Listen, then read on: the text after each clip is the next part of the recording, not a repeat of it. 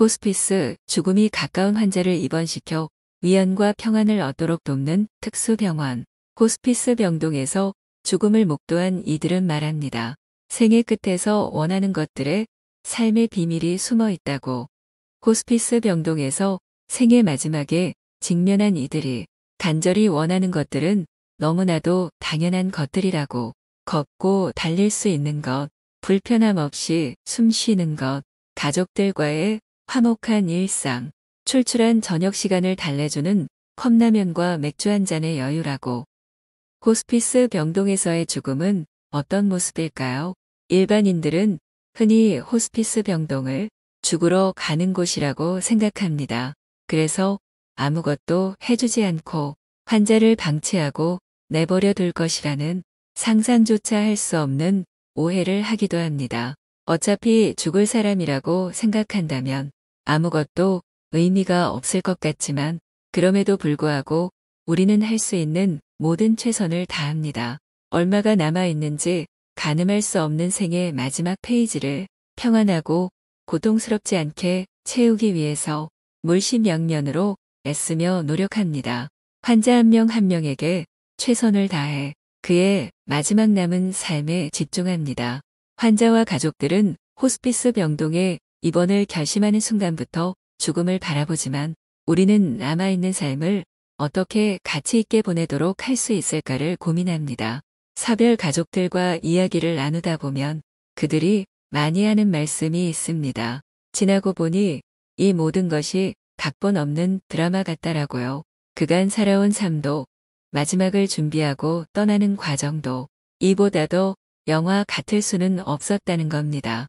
말기암 진단과 동시에 10년간 난임으로 고생한 아들 부부의 임신 소식, 배우자와의 이혼으로 자녀들과 등지고 살다가 말기암 진단으로 화해하게 된 사연, 가족들에게 버림받고 노숙자처럼 지내다가 생애 말기에 가족들의 보살핌 속에 용서와 화해로 마무리를 할 수 있게 된 사연, 평생 인고 부부였던 부모님이었는데 어머니가 돌아가신 지 30일 후에 아버지의 장례를 치르던 사연, 어린 자녀를 떠나보내고 더욱 돈독해진 부부의 사연 등 모든 순간은 이유가 있고 의미가 있었다는 것입니다. 배우자를 오랫동안 간병하며 임종까지의 전 과정을 지켜보았던 환자가 있었습니다. 80대 고령의 환자는 아내가 임종한 후 자신도 암 진단을 받았습니다. 옆에서 배우자의 투병을 지켜보았기에 통증이 시작되면 항암 치료보다는 호스피스 돌봄을 받겠다는 선택을 했습니다. 환자는 병상에서도 셋째 며느리에게 결혼 기념일 축하 꽃바구니를 주문하고 함께 식사할 식당도 예약했습니다. 마지막까지 생애 주인으로 스스로 결정하고 준비하는 모습에서 자녀들은 물론 주위 사람들에게 좋은 기감이 되었습니다. 시간이 지나 자가호흡이 더 힘들어지고 산소통 없이는 병실 밖으로 나가는 것조차 어려워졌습니다. 점차 화장실도 혼자 갈 수 없게 됐습니다. 그러나 임종 몇 분 전 자손들 하나하나와 눈을 맞추고 만세를 부른 뒤 돌아가셨습니다. 그렇게 마지막까지 본인이 선택한 방법으로 임종을 맞이했습니다. 이렇듯 삶의 마지막 순간을 잘 마무리한 사연이 있다면 그렇지 못한 사연도 있습니다. 아내를 무척 사랑하는 남편이 있었습니다. 어느 날 아내가 유방암 진단을 받았습니다. 암세포는 걷잡을 수 없이 커져 더 이상 치료할 수 없게 되었습니다. 두 사람은 시간이 얼마 남지 않았다는 것을 알았지만 그래도 아직은 아니라고 말하고 싶은 눈빛이었습니다. 남편은 아내와 이별할 준비가 되어 있지 않았습니다. 아마 준비할 엄두조차 내지 못했던 모양입니다. 아내는 상태가 점점 악화되면서 말조차 할 수 없는 상태가 되었고 죽음에 대한 불안과 공포가 그녀를 더욱 힘들게 했습니다. 그 고통이 그녀를 전혀 다른 사람처럼 만들어버렸습니다. 더 이상 사랑스런 아내의 모습이 아니었습니다. 처음 보는 아내의 모습에 남편은 무척 당황했습니다. 남편은 아내를 위해서 무엇을 해주어야 할지 도무지 알 수 없어 괴로워했습니다. 아내가 힘들어하면 약물을 요구했다가도 아내가 지쳐 보이면 약물을 탓했습니다. 남편은 너무나 혼란스러운 시간을 보내야만 했습니다. 그렇게 준비가 되지 않은 채로 아내를 떠나보냈습니다. 그 남편을 보며 생각했습니다. 이별을 준비했어야 했습니다. 죽음을 준비해야 하는 것이 아니라 지금 곁에 있는 사랑하는 사람과의 이별을 준비해야 하는 것이었습니다. 왜냐하면 죽음은 우리가 준비되지 않은 어느 순간, 우리가 원하지 않은 어느 때에 불속 찾아올 수 있기 때문입니다.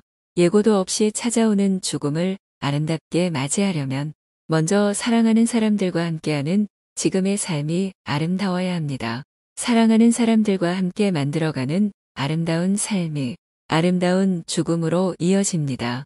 죽음을 바로 앞에 두고 어긋나고 틀어져 버린 관계들을 그대로 둔다면 지나가 버린 시간들을 결코 아름답게 바꿀 수는 없습니다.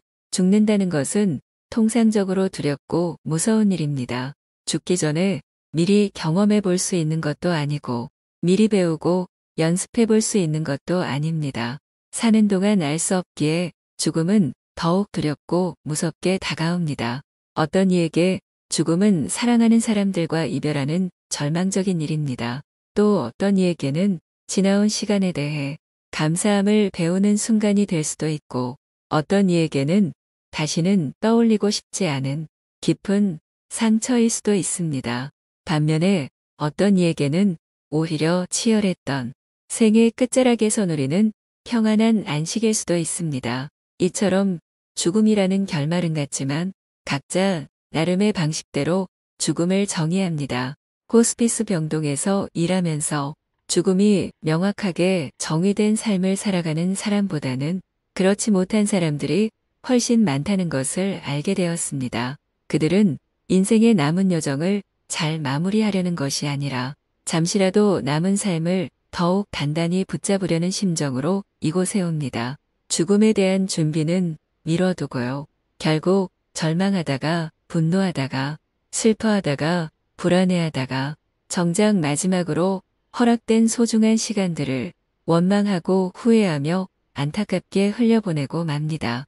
지금 살아가는 이 순간이 가장 행복한 순간이 될 수 있도록 열심히 살아야 합니다.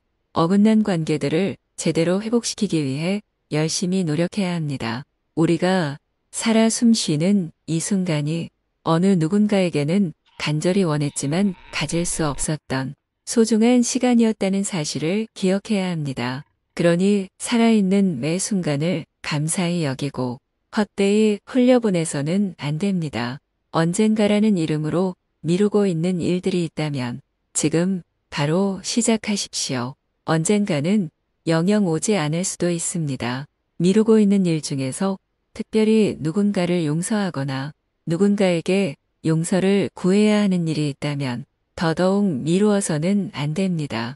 오늘이 나의 마지막 날이라고 생각하고 용기를 내세요. 그리고 지금 내 곁에 있는 사람에게 사랑한다고 말해주세요.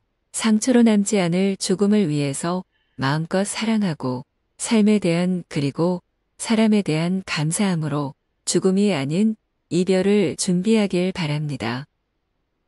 호스피스 병동의 환자들에게는 임종 전까지 시간이 있습니다.